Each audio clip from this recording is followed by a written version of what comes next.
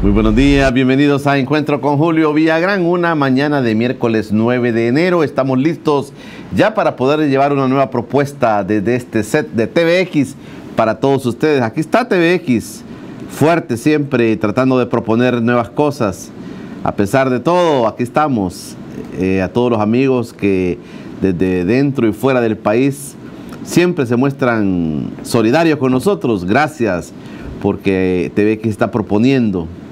Y si el proponer pues no gusta a algunos, qué bueno, ¿verdad? Pero aquí estamos para proponer, aquí estamos para seguir trabajando, llevando a todos ustedes las opiniones de los personajes de la vida nacional, política, económica, de todos los ámbitos del país, para que ustedes saquen sus propias conclusiones. Esta mañana me acompaña ya en el estudio un buen amigo nuestro, Giovanni Galeas.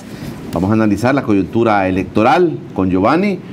Y vamos a analizar también otras cosas que están en el ambiente, que son importantes para todo el país. Giovanni, gracias por venir con nosotros. Gracias a ti, Julio, y un saludo a tu teleaudiencia que está creciendo, porque, bueno, yo quería felicitarte un poco por los 100 programas de Plataforma, que es un espacio muy estimulante para la reflexión política, ciertamente, y por tu entrevista, que está creciendo, tomando consistencia.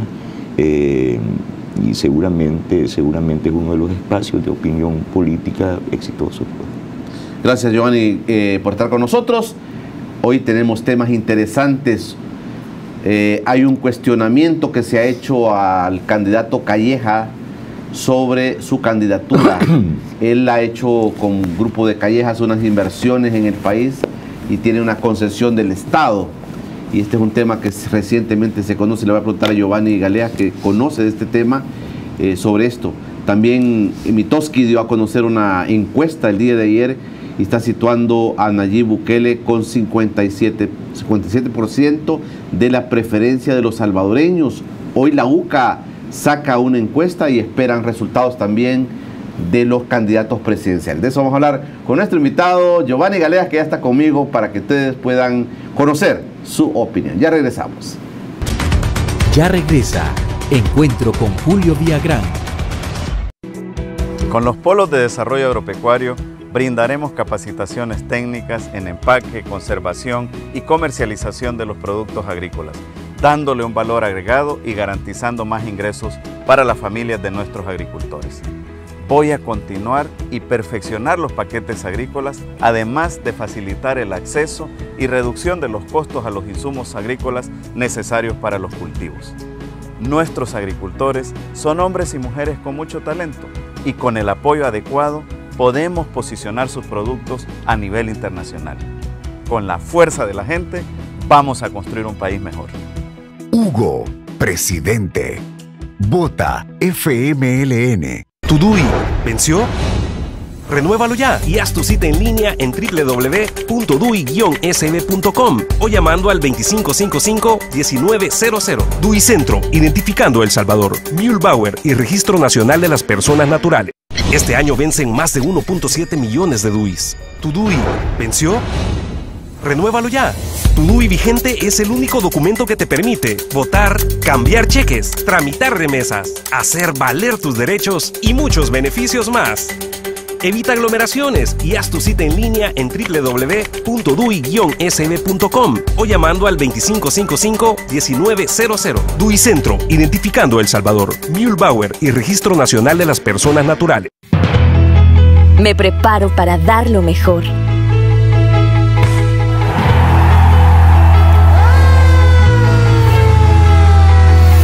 En todo momento siempre estamos listos para servir. Aunque trabaje duro, vale la pena el esfuerzo. En el Tribunal Supremo Electoral nos preparamos para dar más por El Salvador. Capacítate e integra una junta receptora de votos en la elección presidencial del 3 de febrero de 2019. Dar más por El Salvador siempre te llenará de orgullo. Para votar debes asistir, solo así. Tribunal Supremo Electoral, consolidando la democracia. Estás viendo Encuentro con Julio Villagrán.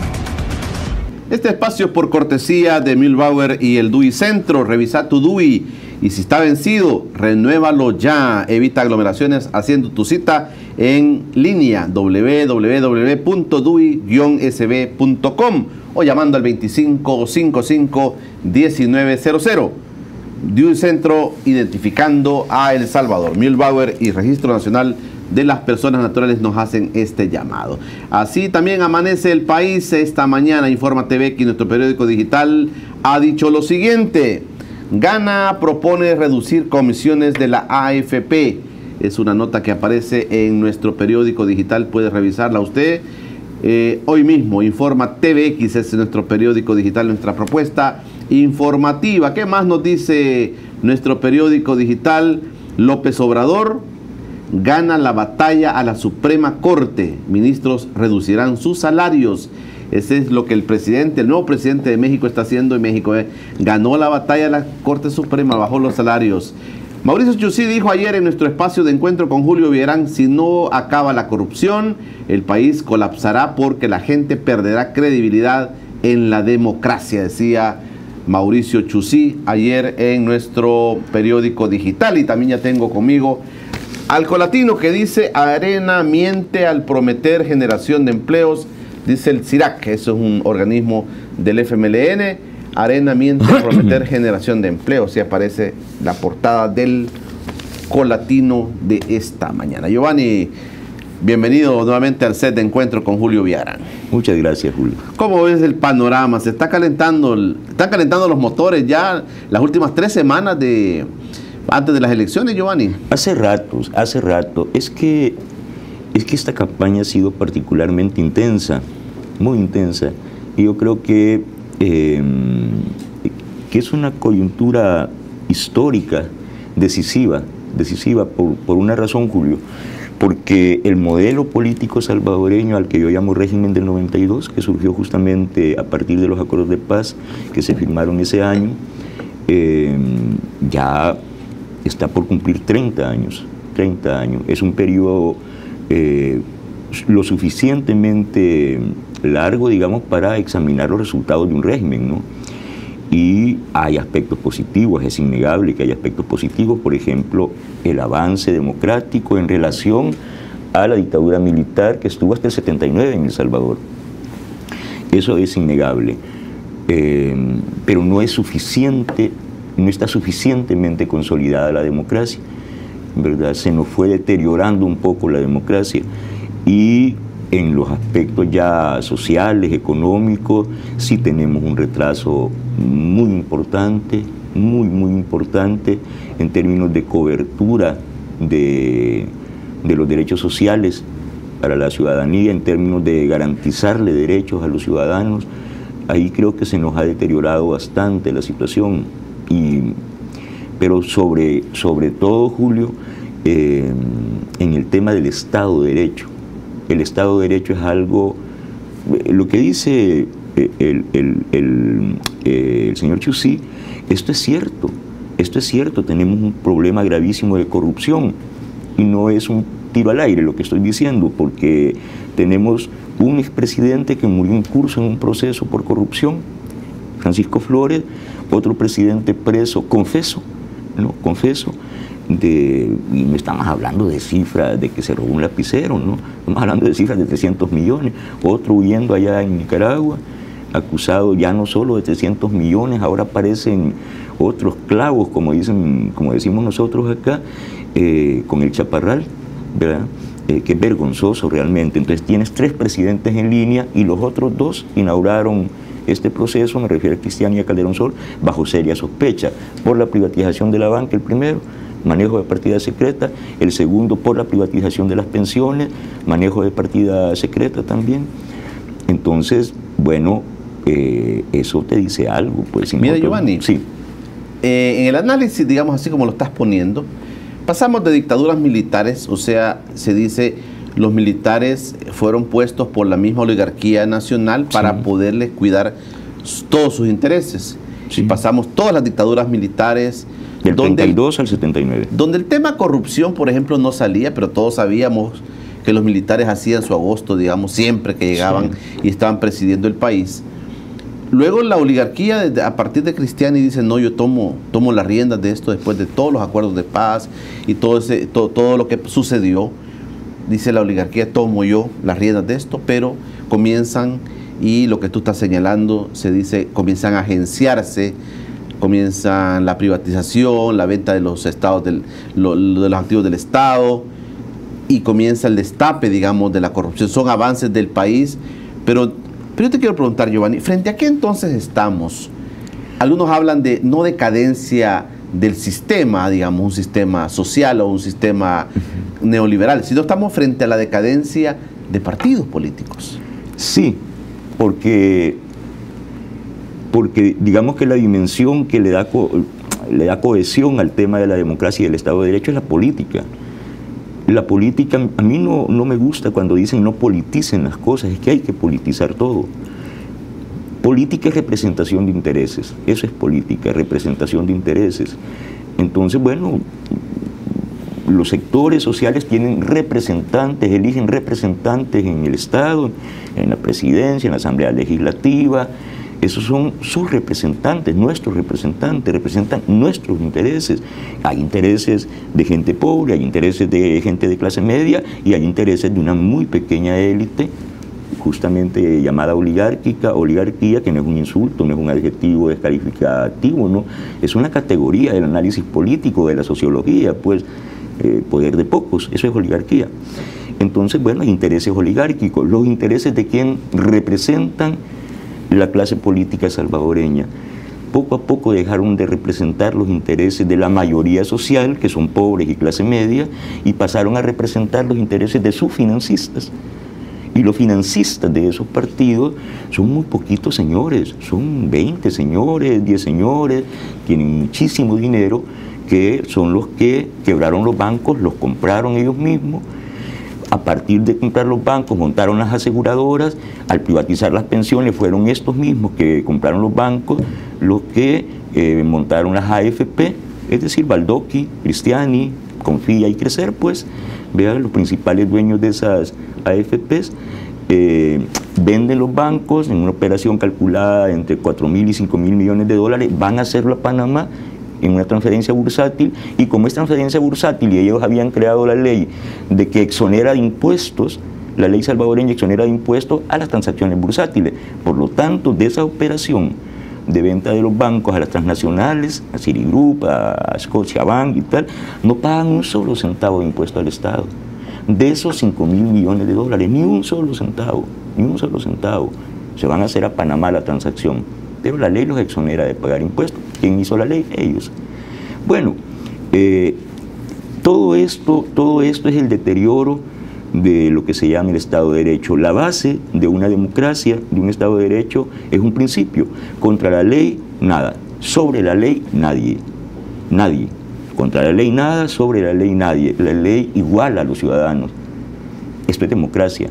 Pero a nosotros nos pasó que los financistas de la clase política, que son 20 señores, 20 familias, pues, las antiguas familias que vienen desde el siglo XIX esquilmando a este país, estos señores han abusado. Entonces pusieron a la clase política a su servicio, así como tuvieron a los militares, pues, compraron a la clase política, les pagan sus campañas, y este es los intereses de quien representa el diputado. Del pueblo, no, de su financista, que es el que le paga la campaña. Para él hace lobby, para él trabaja en la Asamblea Legislativa haciéndole lobby para sus negocios, ¿no? Entonces, esto es lo que deterioró absolutamente, o hizo entrar en un proceso de deterioro a la democracia que inauguramos, al ciclo democrático que inauguramos en el 92, y deterioró el Estado de Derecho. Pero la oligarquía, digamos, hace una pausa, y ahora tenemos dos gobiernos del FMLN, Giovanni. No hace una pausa, el pueblo les puso. ¿Cómo lo ves tú eso? No, fue el pueblo en las urnas, pacífica y democráticamente, claro. El pueblo le dice no a 20 años de arena, de privatizaciones, de empobrecimiento de la mayoría. Es que esos 20 años lo que pasó es que el modelo gubernamental neoliberal empujó a la clase media a la pobreza y a los pobres a la extrema pobreza. Eso es lo que pasó en esos 20 años. Ese es el modelo neoliberal, cuyos pilares son una una estructura fiscal inequitativa, injusta, donde pagan menos los que tienen más y pagan más los que tienen menos. Esto es una, y la otra es la privatización, es decir, soluciones privadas a los problemas públicos, decían, ¿no? Entonces hay un problema con la energía, que se encarguen los privados, el Estado ya no, pero el privado funciona mediante un principio que es el de la máxima ganancia, la máxima rentabilidad es natural, se trata de negocios, ¿no? Pero no está para servir al ciudadano, está para ganar, esa es la naturaleza del negocio, ¿no? Por eso no funciona lo de soluciones privadas a los problemas públicos los soluciona el Estado, ¿no? Y aparte de haber hecho eso, que ya era grosero en sí mismo, lo hicieron mal, lo hicieron de manera opaca, no transparente, de manera irregular, y ahora se sabe de manera ilegal esas privatizaciones, ¿no? Bueno, entonces estamos en una especie de como dice Chusí, no yo, pues, el señor Chusí, estamos como al borde del colapso del Estado de Derecho en El Salvador por el tema de la corrupción, porque no se respeta la ley, y aquí estamos frente a un caso que es del que prometiste hablar al principio. Claro, hay un tema que me interesa también que podamos explorar un poquito antes de entrar a este tema, es el caso del FMLN. El caso del FMLN se le está diciendo ahora, porque hay que ver las cosas de manera fría, Giovanni, y decir, bueno, el FMLN juega un rol de 10 años, algunos creen que se plega al sistema neoliberal, que administra el sistema neoliberal implantado por Arena, algunos creen que el FMLN tuvo miedo a entrarle de lleno a los cambios que había prometido, algunos creen que sí, han hecho algunos cambios, pero de manera muy tímida, y algunos creen que el FMLN se nubló con el tema de corrupción, con el tema del nepotismo, y que se perdió en el horizonte. Algunos creen eso. De eso vamos a hablar en el siguiente bloque con nuestro invitado Giovanni Galeas. Quédense con nosotros que ya regresamos. Ya regresa Encuentro con Julio Villagrán. Me preparo para dar lo mejor.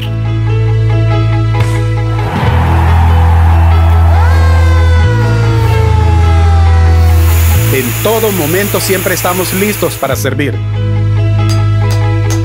Aunque trabaje duro, vale la pena el esfuerzo. En el Tribunal Supremo Electoral nos preparamos para dar más por El Salvador. Capacítate e integra una junta receptora de votos en la elección presidencial del 3 de febrero de 2019. Dar más por El Salvador siempre te llenará de orgullo. Para votar debes asistir, solo así. Tribunal Supremo Electoral, consolidando la democracia.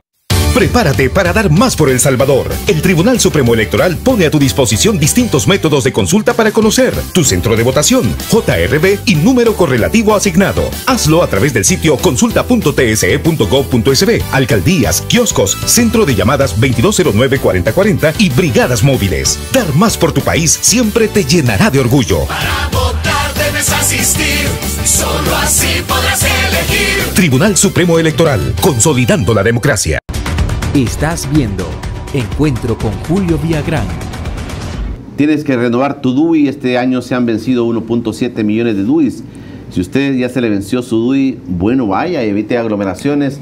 DUI Centro y Mühlbauer le invitan para que de manera rápida pueda hacer este trámite. Usted puede accesar siempre a votar, a cambiar sus cheques, a identificarse con su DUI. Hágalo, evite aglomeraciones. Este es un mensaje de Mühlbauer y el DUI Centro para todos ustedes. Hay que renovar su DUI. Si quiere, puede llamar también al 2555-1900 o puede escribir también al www.dui-sb.com. Ahí puede hacer su cita para renovar su DUI. Seguimos platicando con Giovanni Galeas, nuestro invitado esta mañana. Giovanni, te dejaba planteado el tema del FMLN. Mira, Julio, el tema del FMLN es interesante porque el FMLN nace como una expresión de lucha popular. Nace, o sea, las cunas del FMLN son la Universidad Nacional, por decir uno de sus bastiones más importantes. Ahí nacen los núcleos fundadores del FMLN. Ahí se organizan las primeras expresiones de lucha armada. A finales de los 60, el año 69 justamente, es ahí donde nacen los primeros núcleos, los núcleos fundadores de lo que después llegaría a ser el FMLN, ¿no? Esa es una de las cunas. La otra cuna son los sindicatos, ¿no? Donde trabajaba Dimas Salas, el Marcial, Cayetano Carpio, pues, los sindicatos y el campo, los campesinos pobres, los jornaleros, esas son las cunas del FMLN, los gremios de que estamos hablando, de movimientos sociales. Las iglesias. En las iglesias, con la cuestión de la teología y la liberación, ¿de qué estamos hablando? De los movimientos sociales, los gremios, el magisterio, los estudiantes, esos constituyen los movimientos sociales. ¿Y qué tenemos? ¿Qué fortalece al FMLN como oposición armada, digamos, que es tan duro, tan riesgoso ese periodo, tan heroico, pues? ¿Qué lo fortalece? Esos gremios, esos movimientos sociales. ¿Cuáles son los viveros del FMLN? Esos gremios. Cuando el FMLN llega al poder con la promesa de desmontar el modelo neoliberal, ¿qué pasa con el FMLN? Que corta sus vínculos con el movimiento social. Esto no es un análisis político que hace Giovanni Galeas, digamos, no, esto es una realidad fáctica que la puedes comprobar porque son los movimientos sociales los que salieron a la calle a manifestarse, excombatientes, veteranos, médicos, maestros, estudiantes, son los que han protestado contra estos dos gobiernos del FMLN. El FMLN se desvinculó de su origen, de los movimientos sociales. Entonces, si política es representación de intereses, los intereses de quién estuvo representando el FMLN durante los 10 años, los intereses de sí mismo, es decir, de un partido, de un aparato partidario, de la izquierda. Pero ser de izquierda, ser del FMLN, ¿qué importa si no representa los intereses de la gente? Y la prueba máxima, la prueba reina de que no es una evaluación política personal, no es una estimación política lo que estoy haciendo, es que en las elecciones pasadas perdió casi 400.000 votos el FMLN. ¿De quién? ¿De quién? No es de intelectuales, no es de críticos como yo, amargados o que no les dieron un hueso, como dicen. No somos tanto los amargados, críticos, intelectuales, comentócratas, no, somos poquitos. Cuando se pierden 400.000 votos, lo que están diciendo es que los movimientos sociales, la gente, no está contenta con el FMLN porque no representa sus intereses o no siente que representa sus intereses. Y es muy sencillo, mira, ¿qué le pasó al FMLN? Primero, no desmontó el modelo neoliberal. En algunos casos sí lo administró y en algunos casos profundizó el modelo neoliberal al castigar con más impuestos a los pobres y a la clase media y al continuar los incentivos, lo que le llaman incentivos fiscales, pues, que son maneras de elusión y de evasión de impuestos a los ricos. A ellos sí les dio facilidades, pero a los pobres los castigó, a la clase media la castigó. ¿Y cuál es la manera que tiene la sociedad de manifestar su malestar? Una, cuando hacen encuestas y lo dicen. Y la otra es cuando van a las urnas. Yo le planteaba ayer a nuestro invitado Mauricio Chusí, porque había un estribillo que se tiró, Giovanni, que se decía, lo que pasa es que el país está mal económicamente, digo pensamiento de izquierda, del FMLN, está mal económicamente el país porque los ricos no pagan impuestos. Sí. Decía Mauricio Chusí, mire, no es tan cierto esto no es tan cierto. Esto se ha ajustado mucho, decía él, y las leyes y el mismo tema ejecutivo ha logrado reducir el tema de la evasión y la ilusión fiscal, decía Mauricio Chusí. Pero eso era lo que se manejaba. Dice, no hay dinero para estos programas, no hay dinero para todo esto porque o se lo roban o no pagan impuestos los ricos. ¿Es tan simple esto, Giovanni? Sí, es que es simple, es que tampoco. Y al ingeniero Chusí, hay que decirle que quien dice que hay una ilusión y una evasión fiscal en El Salvador calculable entre 2.000 y 3.000 millones de dólares anuales, señor Chusí, el que lo dice es la CEPAL, la Comisión Económica para América Latina de la ONU. Es que no es un invento, no es un invento. Eso lo dicen diversos organismos internacionales, entre ellos la CEPAL, calculan entre 2.000 y 3.000 millones de dólares anuales. Y vea, mira Julio, cuando se dice hubo ajustes para la fiscalidad, el gobierno tuvo más ingreso fiscal, es que de eso te hablaba.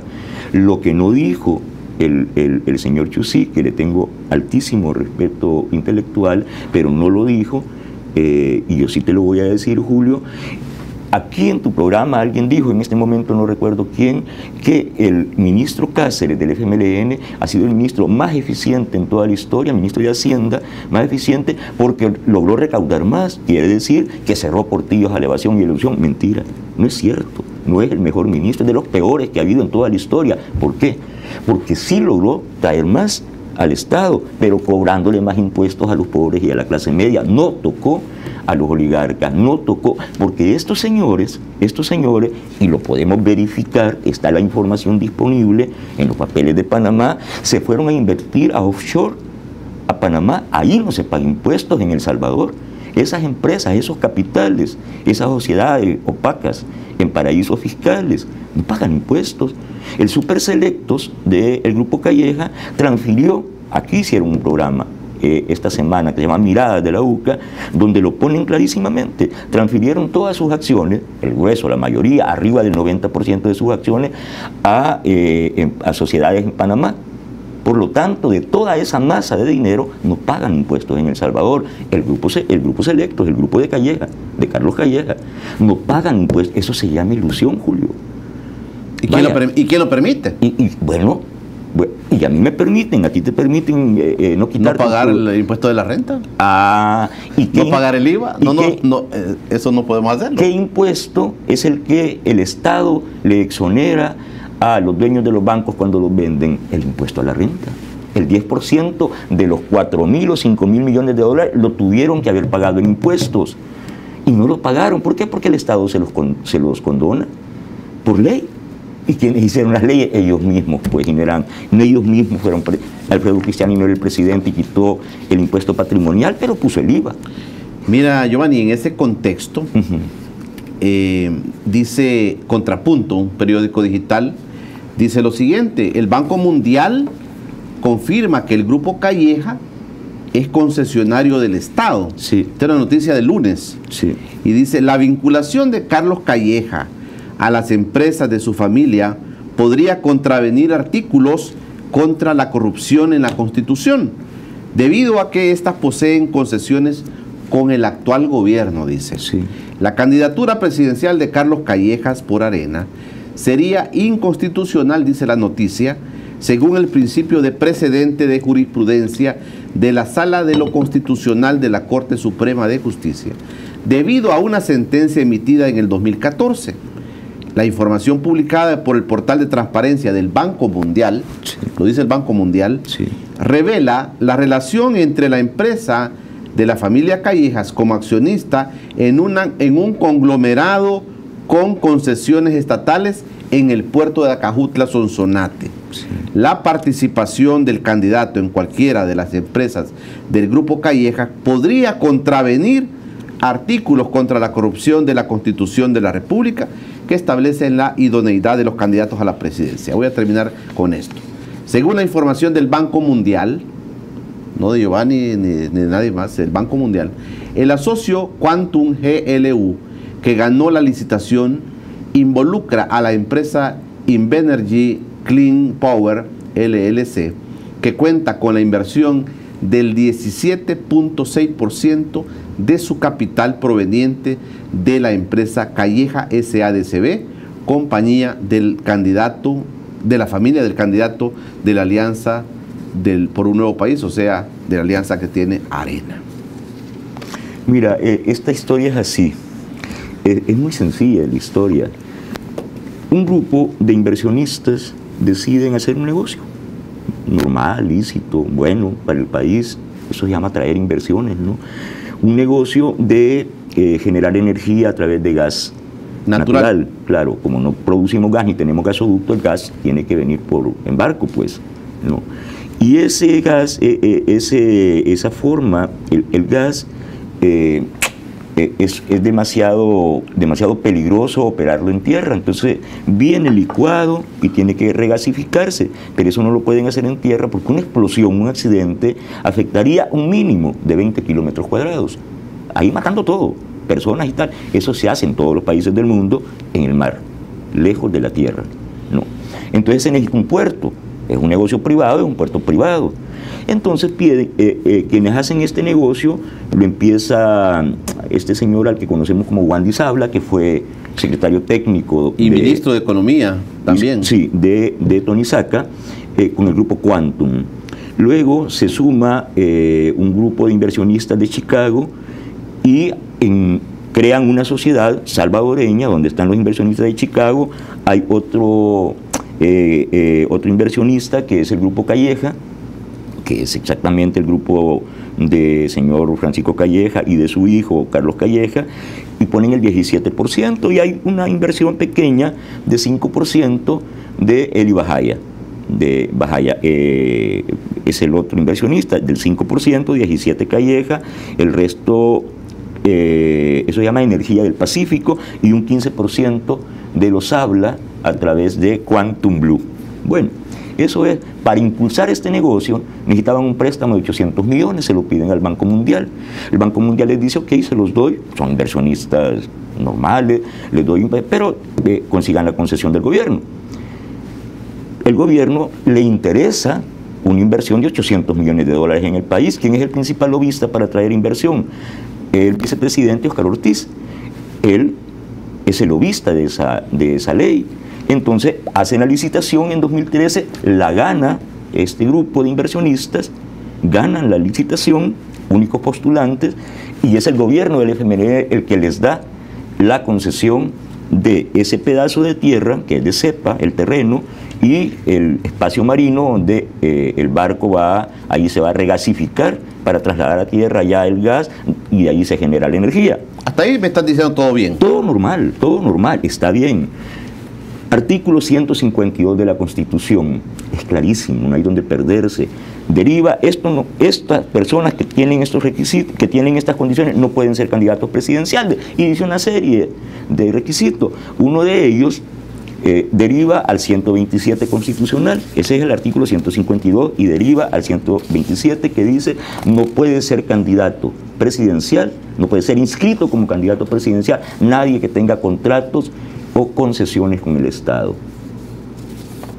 Este señor, Carlos Calleja, pertenece a un grupo familiar, a una empresa familiar que tiene una concesión del Estado. Se la dio este gobierno en 2013. Se la dio este gobierno, tiene una concesión.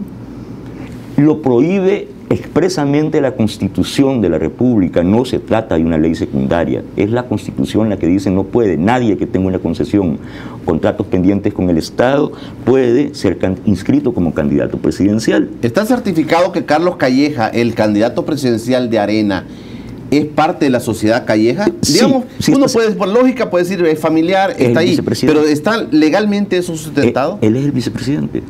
Él es vicepresidente. Pero él lo ha dicho, además, yo he creado empleo, yo he trabajado toda mi vida, tal, en el negocio familiar. Bueno, pero hay algo más, Julio. El otro punto es que Tonisaca, cuando se lanza como candidato en segunda ocasión con Unidad, le dice a la Sala de lo Constitucional, momento, señor, usted tiene concesiones con el Estado, y aquí está el artículo constitucional. ¿No? Entonces Tonisaca dice, si es que yo hace rato que pasé las concesiones a mis hijos, yo ya no soy concesionario. Y le dice a la Sala, no nos importa, porque eso es formal. A sus hijos les pasó las concesiones, entonces las concesiones siguen beneficiándolo a usted.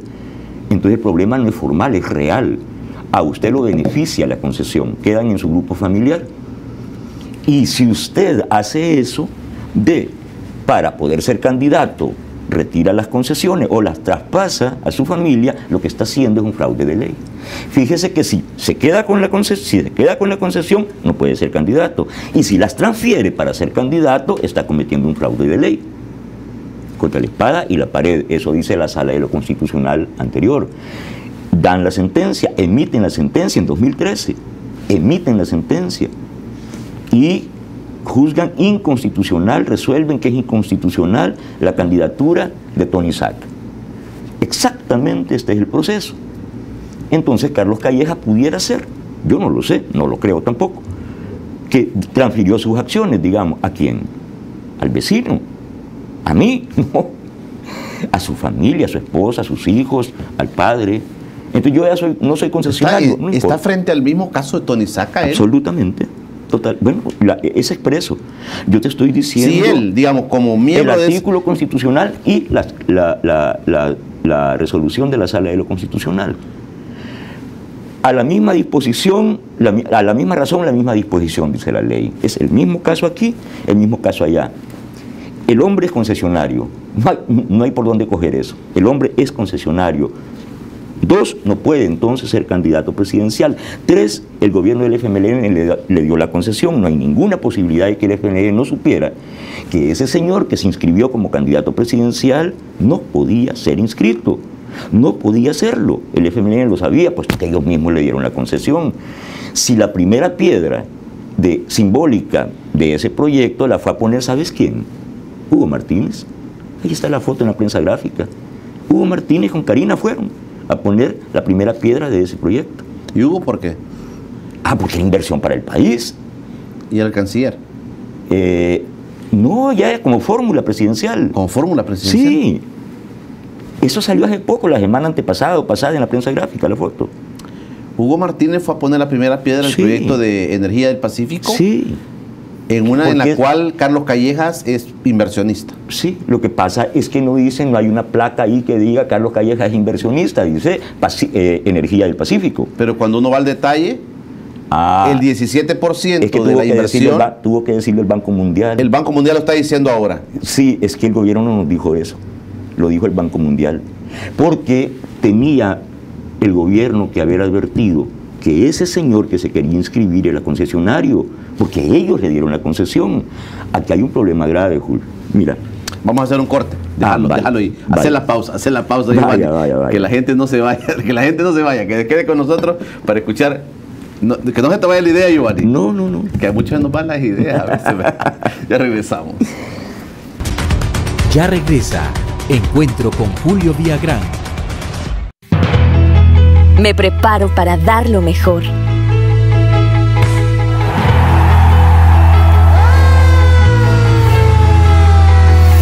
En todo momento siempre estamos listos para servir. Aunque trabaje duro, vale la pena el esfuerzo. En el Tribunal Supremo Electoral nos preparamos para dar más por El Salvador. Capacítate e integra una junta receptora de votos en la elección presidencial del 3 de febrero de 2019. Dar más por El Salvador siempre te llenará de orgullo. Para votar debes asistir, solo así. Tribunal Supremo Electoral, consolidando la democracia. ¿Tu DUI venció?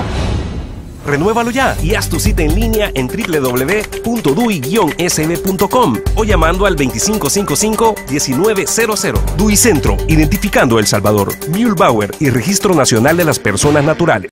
Este año vencen más de 1.7 millones de DUIs. ¿Tu DUI venció? Renuévalo ya. Tu DUI vigente es el único documento que te permite votar, cambiar cheques, tramitar remesas, hacer valer tus derechos y muchos beneficios más. Evita aglomeraciones y haz tu cita en línea en www.dui-sb.com o llamando al 2555-1900. DUI Centro, identificando El Salvador, Mühlbauer y Registro Nacional de las Personas Naturales. En el Tribunal Supremo Electoral nos preparamos para dar más por El Salvador. Prepárate tú también y conoce las formas de votar en la elección presidencial de este 3 de febrero de 2019. Marca la bandera de un partido político o marca una o más banderas de la coalición. No te quedes sin votar.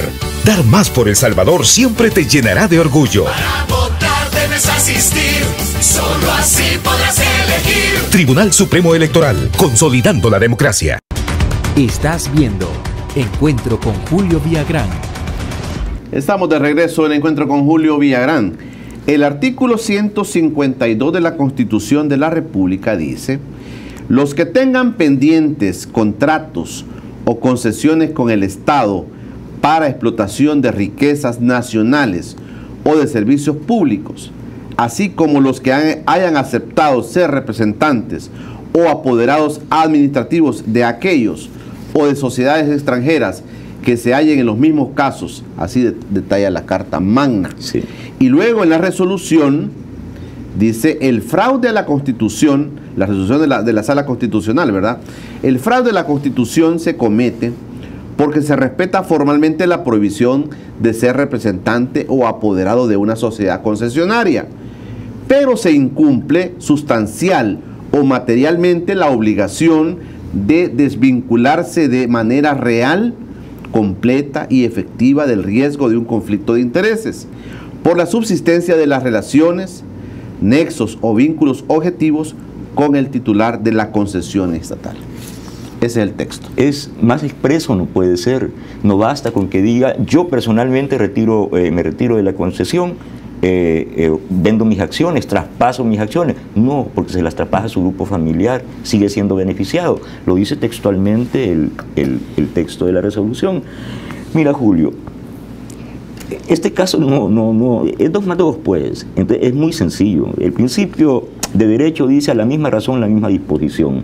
Lo mismo que resolvieron para Saca es lo que hay que aplicar en este caso, pero lo van a aplicar. Es la prueba de fuego para el Tribunal Supremo Electoral, Fiscalía General de la República y Sala de lo Constitucional, principalmente para el Tribunal Supremo Electoral. Tiene un caso clarísimo ahí. Hay un concesionario que es candidato presidencial y la ley dice que no. Yo solo te voy a poner una idea, Julio. ¿Por qué fue posible que Francisco Flores defraudara al Estado, según la Fiscalía, no según yo? ¿Por qué fue posible que Francisco Flores desfalcara los fondos públicos en términos millonarios? Porque la institucionalidad se puso a ver para otro lado. ¿Por qué fue posible que Tony Saca defraudara 300 millones al Estado? Porque estaban viendo para otro lado, Fiscalía, Corte de Cuentas, Ministerio de Hacienda, sección de probidad de la Corte Suprema de Justicia. Los astros estaban alineados. Estaban viendo para otro lado, no vieron lo que estaba pasando. ¿Por qué fue posible que Mauricio Funes, según la Fiscalía, haya defalcado fondos públicos por una magnitud de 300 millones de dólares y más por lo del Chaparral? ¿Por qué? Porque la institucionalidad no le interesó la ley ni el Estado de Derecho. El principio de que nada contra la ley, nadie sobre la ley. Bueno, Julio, entonces, en este caso, ¿qué va a hacer la Fiscalía? ¿Qué va a hacer el Tribunal Supremo Electoral y qué va a hacer la Sala de lo Constitucional? ¿Qué van a hacer? Porque en este caso... Esto lo van a dejar pasar. El hombre es concesionario y es candidato. La ley dice que no, van a incumplir la ley. Solo termino con una cosa, Julio. ¿Qué es lo que jura el funcionario público, desde el presidente hasta el último funcionario público, al tomar posesión de su cargo? Cumplir y hacer cumplir la ley. Todos los funcionarios públicos involucrados en esto, desde el presidente, fiscal, Tribunal Supremo Electoral, Sala de lo Constitucional, todos los involucrados en este caso tienen 2 alternativas. O cumplen y hacen cumplir la ley en este caso, atendiendo la prohibición expresa de la Constitución y de la resolución de la línea jurisprudencial, o cumplen y hacen cumplir la ley o no, pero no cumplen su juramento. Y eso tiene una penalidad. Ustedes juraron cumplir y hacer cumplir la ley. Aquí hay una violación de la ley. Ese señor que se llama Carlos Calleja, no es personal este asunto, es la ley. Este señor que se llama Carlos Calleja no puede ser candidato presidencial, no puede ser presidente de El Salvador, porque es concesionario. Así de sencillo y de crudo es esto. El fiscal va a ver para otro lado. Eso es lo que hizo Luis Martínez y está preso. Pero ¿cuánto dinero se perdió? Con Tony, con Mauricio Funes, ¿cuánto dinero? El fiscal que le dejó pasar a Paco Flores, lo que le dejó pasar, o los fiscales, vieron para otro lado. ¿Y qué es el resultado? Bueno, ahí están presos, procesados, expresidentes y tal, empresarios y tal, que participaron en ese gran robo al Estado. Vamos a repetir lo mismo. Este gobierno, esta institucionalidad no va a cumplir su juramento de cumplir y hacer cumplir la ley. Solo hay 2 opciones, o la cumplen o no la cumplen. Y el funcionario que no cumple la ley está prevaricando, está cometiendo delito. Esto es así de sencillo. Solo termino con una cosa, miren, no es un grupo, una persona, un partido, interesados en otro, digamos un sesgo ideológico, el que dice esto. No es así. La población, la ciudadanía, en todas las encuestas reprueba estas instituciones que he mencionado, Julio. El presidente no alcanza 5 de nota, está reprobado. La Asamblea Legislativa no alcanza ni 4 de nota, está reprobado el Ministerio de Hacienda, está reprobada la Fiscalía, todas las instituciones están reprobadas por la población. ¿Por qué? Porque hacen este tipo de cosas. Porque estaban viendo para otro lado cuando se estaban robando el dinero. ¿Qué van a hacer ahora? Toda esta gestión se da a conocer porque el Banco Mundial la da a conocer. Porque el Banco Mundial la da a conocer. Porque el Banco Mundial le gestiona también el dinero. El Banco Mundial, a él le solicitan el préstamo de 800, pero el Banco Mundial está obligado, porque el Banco Mundial recibe dinero de fondos de impuestos de todos los países que conforman el Banco Mundial. Entonces, el Banco Mundial está obligado a tener un portal de transparencia e informar a quienes les presta el dinero. No lo hacen por buena gente, es que es una ley. Solo que ahí cumplen la ley. Entonces dicen, bueno, señores, les vamos a prestar 800 millones de dólares. El Banco Mundial no es dueño de ese dinero, quiero decir, ellos administran, pero es dinero de todos los países miembros. Entonces, le vamos a prestar dinero, aquí está la información, a esta sociedad que se llama Energía del Pacífico, y sus accionistas son el señor Eli Bajaya o Grupo Bajaya, 5%. El señor Wandy Sabla, 15%. Los señores de Chicago, 45 algo por ciento. El Grupo Calleja, SADCB, dueños del Selecto y de otros negocios, 17%, 17.5%, y lo pone en su portal por ley. La información está disponible, usted puede linkearlo, ir al Banco Mundial, portal de transparencia, concesión Energía del Pacífico, y ahí aparece la información. Pero mira, Giovanni, ¿no será que va a pasar lo mismo que Tony Saca? Que Calleja participa en las elecciones y hasta después se resuelve sobre el caso, digamos, si alguien demanda o la Fiscalía procede con esto? No lo sé, mira. Porque con Tony Saca pasó eso, ¿verdad? Sí, o sea, la sentencia, la resolución se dio después de que había pasado de las elecciones. ¿Y que él había perdido? Él no había ganado, ¿no? Pero ordena que la inscripción es nula, es inconstitucional, ¿no? Entonces ya había pasado la elección. Bueno, pero si alguien es presidente y la Sala de lo Constitucional resuelve que su inscripción como candidato es inconstitucional, no puede ser presidente. Porque si él es concesionario, no solo no puede ser candidato, es que no puede ser presidente. No puede. ¿Y el Tribunal Supremo Electoral qué tiene que ver con esto? El tribunal no tiene que haberlo inscrito, pero ante el caso, el tribunal, que es el máximo, por eso es supremo, ¿no?, tiene que reconsiderar la inscripción de este señor. Es que no se puede, según la Constitución.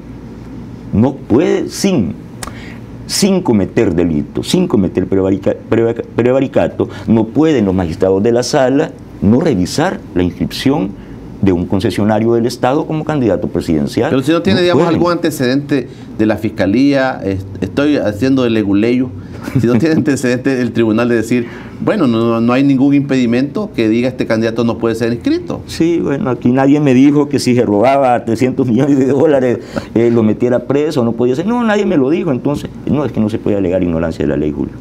Prevaricato. No se puede alegar ignorancia, ni siquiera Carlos Calleja puede alegar, es que fíjese que yo ese artículo no lo había leído de la Constitución, porque no me dieron traducción al inglés. Entonces, entonces, bueno, en español me cuesta, y ese artículo de la Constitución, pero es que también, tampoco conocía la resolución de la sala. No, es que nuestra ley dice, nadie puede alegar ignorancia de la ley. Usted no puede alegar ignorancia de la ley. Entonces, Carlos Calleja, cuando se va a inscribir, sabiendo que era concesionario, ¿qué está haciendo? Una violación de ley, él.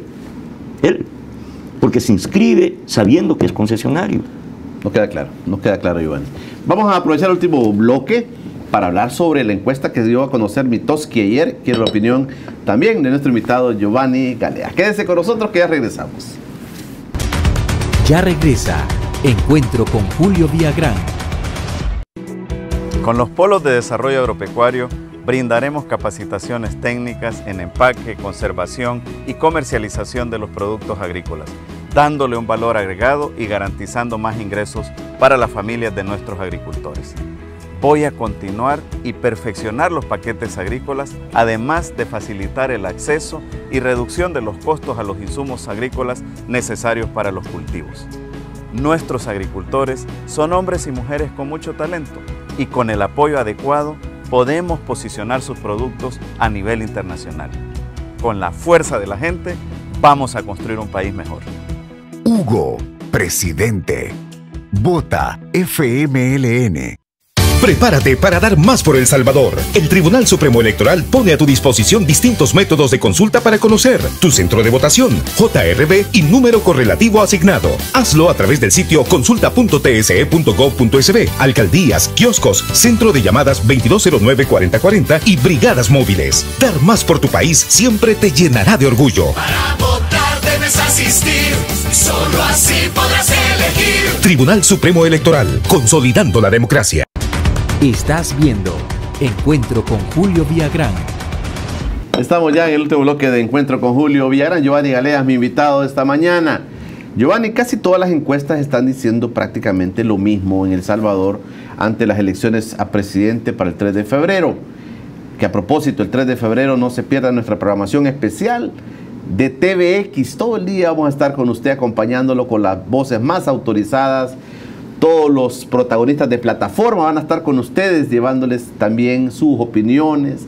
Encuentro con Julio Villagrán, el comité, los jóvenes también vendrán a expresarse el próximo 3 de febrero. No se pierdan nuestra programación especial. Pero todo está indicando, Giovanni, casi lo mismo. En las últimas encuestas posicionan a Nayib Bukele en primer lugar, a Callejas en segundo lugar, muy distante de Nayib, y al FMLN en tercer lugar. Casi la última de Mitoski ayer sitúa a Nayib Bukele con 57% de la preferencia de los salvadoreños. Sí. ¿Crees que esto se define en primera vuelta, Giovanni? Mira, Julio, las variables de todas las encuestas y los cruces de tendencias que normalmente hace quien estudia encuestas te dicen que sí. De hecho, mira, te doy un dato. Roy Campos, que es el presidente de Consulta Mitofsky, fue la encuestadora que se aproximó más al resultado de las últimas elecciones en México. Consulta Mitofsky le dio 51 punto algo a López Obrador, es decir, lo hacía ganador en lo que se llama primera vuelta, pues 51 punto algo. Y López Obrador ganó con el 53. O sea que la aproximación, el margen de error ahí fue de 2 punto algo, por lo que no pegó exactamente, fue el que más se aproximó. Pero ese 2 punto algo está dentro del margen de error de una encuesta, ¿no? O sea que en términos técnicos acertó en el número. Bueno, esa misma encuestadora es la que da este dato y que su dato histórico, el recorrido, los anteriores, han venido siendo consistentes. Han puesto a Nayib entre el 55, 55 y algo, 56 bajaba una décima, 2 décimas, subía 3 en las encuestas anteriores de Consulta Mitofsky. Y en esta última le da 57. A 31 de Carlos Calleja, 11 de Hugo, creo. Es decir, a 26 puntos de Carlos Calleja arriba y a 45 puntos arriba de Hugo Martínez. Eso te da un gane en primera vuelta automático, 57%. Se necesita 51, ¿no? O se necesita, quiero decir, 50 más 1. Bueno, entonces, las encuestas dicen eso. Pero aceptemos que así como el mapa no es el territorio, no hay que confundirse, las encuestas no son la realidad. Es un método científico de aproximación a la realidad, pero es el más preciso, pues, porque el otro es a ojo de buen cubero. Es decir, yo calculo, tanteo, como dicen en el campo, tanteo que más o menos así. Esa es una posibilidad.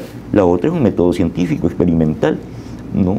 que la ciencia ha forjado. Un método demoscópico. Bueno, eso dicen las encuestas, que en primera vuelta es altamente probable que gane Nayib Bukele la presidencia de la República este próximo 3 de febrero. Arena y el FMLN han enfilado sus baterías contra Nayib Bukele. Sí. Nayib Bukele es el enemigo a vencer. Sí. Y yo no creo, yo no me asusto con esto. Hay gente que, incluso amigos, que dicen, oh, pero ¿por qué el FMLN? Y es natural.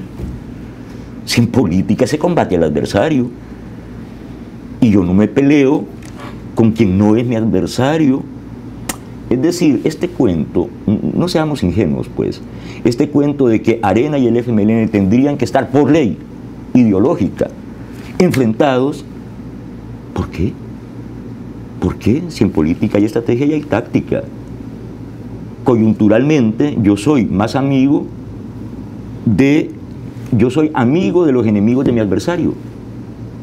Esto es así, es natural.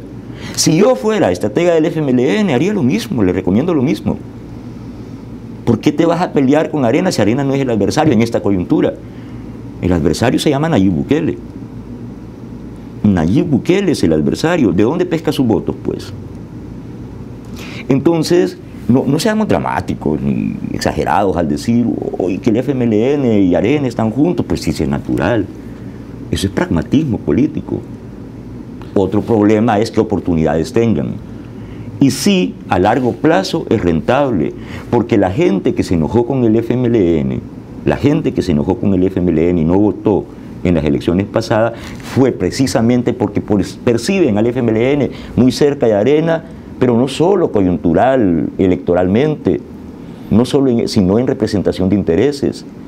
Muy cerca de Arena porque se parecen a Arena. Y la gente había dicho, no, bueno, en la encuesta de la UCA del 18, la primera dice, 72% de los salvadoreños no quieren que el FMLN siga gobernando, pero 80% de los salvadoreños no quieren que regrese Arena. No quieren Arena. Y entonces, ¿por qué el FMLN se pega a Arena? Ellos sabrán. Pero yo, en términos de emergencia electoral y perfilada la cosa como está, configurada la situación como está, no le veo otra alternativa al frente, que es que el enemigo a vencer realmente es Bukele. Y si, digamos, tú estuvieras hablándole al oído a Bukele y decirle, mira, faltan 3 semanas para las elecciones, ¿qué tú le recomendarías no hacer? Lo primero, en esta ya coyuntura final, en esta salida de campaña, lo primero, reafirmar, en términos de representación de intereses, reafirmar, no digo afirmar porque ya lo afirmó, reafirmar que va a desmontar el modelo neoliberal, que va a desmontar la estructura fiscal, la estructura impositiva, pues, regresiva, que es injusta, es inequitativa, reafirmar que va a desmontar ese perverso modelo de pensiones donde ganan más las AFPs y no el jubilado, desmontar esas cosas, desmontar el modelo neoliberal, no más privatizaciones, reafirmar eso, porque eso es reafirmar que está inequívocamente del lado del pueblo, de sus intereses, de la mayoría social. Eso es lo primero. Lo segundo, como estrategia de salida de campaña, no vaya a ese debate de Asder. ¿Al de Asder? No, es una emboscada. ¿Y por qué lo van a tratar bien? ¿Sigue siendo una emboscada eso? Absoluta y totalmente. No es que tenga miedo Nayib de asistir a eso. Es que no es un debate organizado por periodistas, editorialistas, no, es por dueños de medios. Los dueños de medios, de esos medios tradicionales, lo que han hecho es tratar muy mal a Bukele, lo han querido meter preso, lo ningunean, lo invisibilizan, lo calumnian todos los días. Un día sí y otro también le dicen que es, ¿cómo se llama? Maltratador de mujeres, el juicio del meme, cualquier cosa. Invisibilizaron su gestión como alcalde, lo han calumniado. Esos medios, podemos decir los nombres, pero yo sé que no voy a abusar de tu espacio, pues ellos son los que organizan el debate. ¿Y yo por qué voy a ir a tomar café con mi enemigo? ¿A cuenta de qué? ¿Y que él ponga las reglas? No. Bueno, pero yo no soy Bukele, esa es una decisión política que ese señor... Pero al parecer no va a ir. Yo no sé, esa es una decisión que él tiene que tomar, o que ya tomó, o no ha tomado, no lo sé en realidad. ¿No fue a la UES? Sí, era otra emboscada. Yo escribí una columna hace 3 meses que decía literalmente, Nayib Bukele no debe ir al debate de Asder. Hace 3 meses lo escribí. Está en un periódico que se llama Última Hora SB. Nayib Bukele no debe ir al debate y exponía una serie de razones por las que creo que no debe ir, pero yo no soy el candidato. Yo no voy a tomar esa decisión. Yo lo digo como analista, como simpatizante del movimiento Nuevas Ideas, no, digo eso. No, Nayib Bukele no debe ir a ese debate. Y punto 2, Nayib Bukele debe reafirmar como estrategia de salida de campaña, acentuar que está inequívocamente del lado de la mayoría social. Y cuando digo mayoría social, digo de más del 90% de los salvadoreños que han sido golpeados considerablemente, han sido abusados, han sido agraviados por el modelo neoliberal. Esa es la mayoría. En la clase media y los pobres de este país somos el 90%. Es una cosita así, es una cosita pequeñita. Los que se han lucrado de ese modelo que implementó Arena y que el FMLN no quiso desmontar, no quiso o no pudo. Giovanni, gracias por venir con nosotros. Gracias, Julio, por tu programa. ¿Siempre nos ilustras? No. Me gusta que seamos equilibrados. Ya no hay espacio donde se pueda hablar así. Cuando yo empecé a hablar así en la prensa gráfica, me quitaron la columna. Porque escribí una columna sobre Nayib Bukele, me dijeron, escribe otra, y yo les dije, no, es que eso es censura. No, pero es que escribe otra, no. A mí me dijeron que podía ser columnista de este periódico, me contrataron, me pagaban, y bien, por cierto, por escribir esa columna, pero había una condición, sin censura. Yo no voy a aceptar una sola censura, y en 13 años no hubo censura, fíjate. Ok. Aquí está sin censura, Giovanni. Eso es agradable, es estimulante. Gracias por venir con nosotros. Quiero decir 3 cosas antes de terminar. Mañana es jueves, mañana nos va a acompañar una buena amiga también, Julia Evelyn Martínez, la economista, estará haciendo un análisis también de la coyuntura electoral. Julia Evelyn estará con nosotros mañana. Solo personas inteligentes. Bueno, mañana Julia estará Evelyn, mis saludos, mis respetos por esa señora. Mañana estará Julia Evelyn con nosotros también. Recuerde, el próximo 3 de febrero, domingo 3 de febrero, día de las elecciones, tendremos una propuesta para todos ustedes muy interesante, muy interesante. Y vienen personas importantes a hablarnos del tema eleccionario, del tema electoral en TVX el próximo domingo 3 de febrero. Y lo último, gracias por su solidaridad. TVX está más fuerte que nunca. Nos vemos mañana. Pasen todos un feliz día.